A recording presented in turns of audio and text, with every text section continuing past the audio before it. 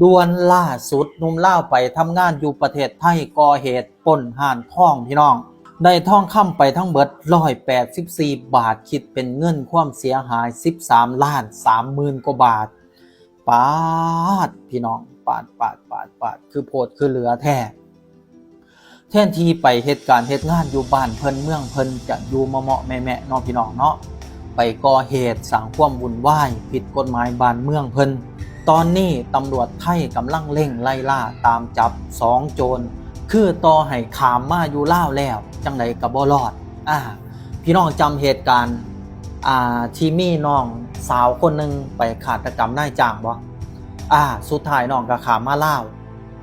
ขามมาแล้วทางตำรวจลาวตำรวจไทยก็ตามจับอยู่บ้านคือเก่าเนาะสำหรับเหตุการณ์นี้ก็เช่นกันคือตอนนี้ตำรวจเพิ่นมีข้อมูลมีเบาะแสเบิดแล้วเนาะสิอยู่ไสก็ตามในประเทศไทยหรือประเทศลาวจังไดพวกเจ้า2 คนก็หนีบ่พ้นแน่นอน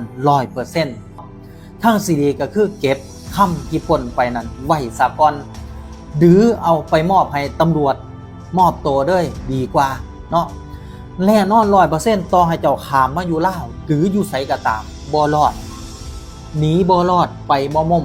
แน่นอน 100%